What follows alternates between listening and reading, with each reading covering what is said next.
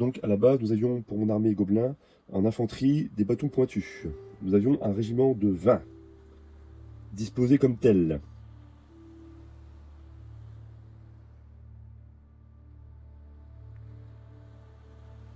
Voilà donc 20 figurines. Et à Kings of War, il y a un nombre permis de moins de figurines sur le socle, vu qu'en jeu, l'important c'est la surface au sol. Donc pour un régiment, nous avons droit à 15 figurines au lieu de 20. Et je m'étais dit, par la même occasion, ça permettra de protéger le premier rang.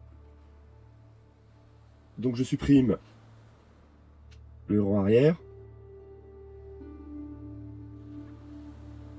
Décale tout, comme ceci. Ce qui permettait de rajouter à l'avant, voilà, pour compléter mon socle régimentaire. Donc me retrouver avec 5 figurines de plus pour un autre régiment, ou, ce que j'ai décidé de faire, upgrader cette unité.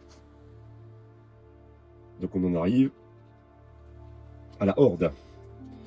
Donc la horde, c'est 40 figurines, et une possibilité, au lieu de mettre 40 figurines, d'en mettre une trentaine. Donc une horde, c'est une plaquette ainsi, avec une empreinte au sol de 200 par 80.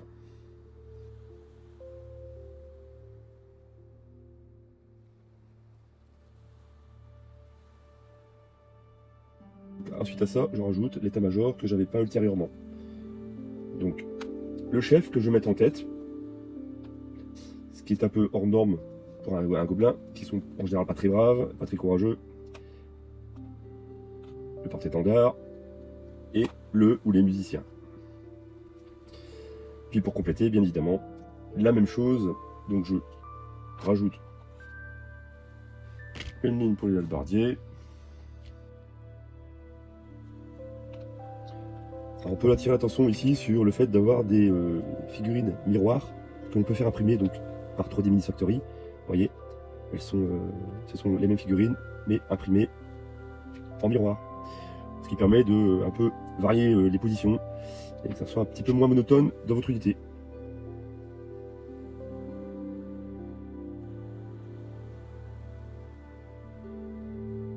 Voici le résultat final. Nous voici avec une horde de gobelins démarrés, des bâtons pointus pour Kings of War. On a 31 figurines au lieu des 40. Ça c'est le gros avantage de Kings of War. Et on peut bien évidemment créer des scénettes, ce que je n'ai pas fait. Moi je préfère avoir les figurines isolées socle par socle pour pouvoir les réutiliser dans d'autres jeux.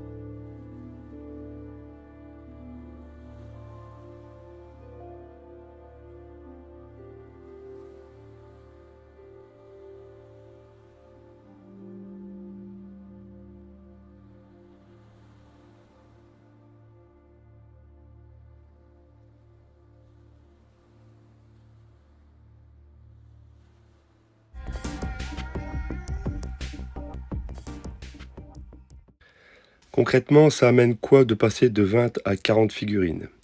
Les bâtons pointus restent une unité d'infanterie de base pour l'armée des gobelins. Le coup en poing change évidemment en passant de 20 à 40 figurines, ainsi que les PU qui représentent la puissance d'unité. Cela permet de calculer les points de victoire en fin de partie pour déterminer le gagnant. Le nombre d'attaques portées est doublé, on passe de 15 à 30. Et au niveau du moral, on passe de 12-14 à 19-21.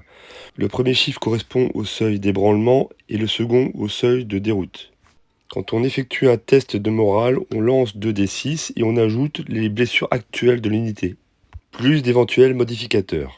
Si le total est supérieur ou égal au seuil de déroute, l'unité est en déroute.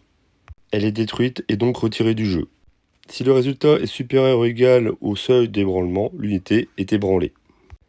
Elle sera fortement limitée dans ses actions et passera le tour suivant à se réorganiser. Avec ce système, on ne retire pas les pertes en cours de partie, ainsi on a moins de risque d'abîmer ses figurines, et le jeu reste très dynamique et très létal. Comme vous pouvez le constater, mes vidéos poursuivent leur petit bonhomme de chemin. Je progresse doucement mais sûrement dans la création de mon armée de gobelins, de mon armée de morts-vivants aussi, et mon armée de cauchemars. Si vous voulez me soutenir, pensez toujours à liker, commenter et abonnez-vous. Je vous remercie et à bientôt la compagnie.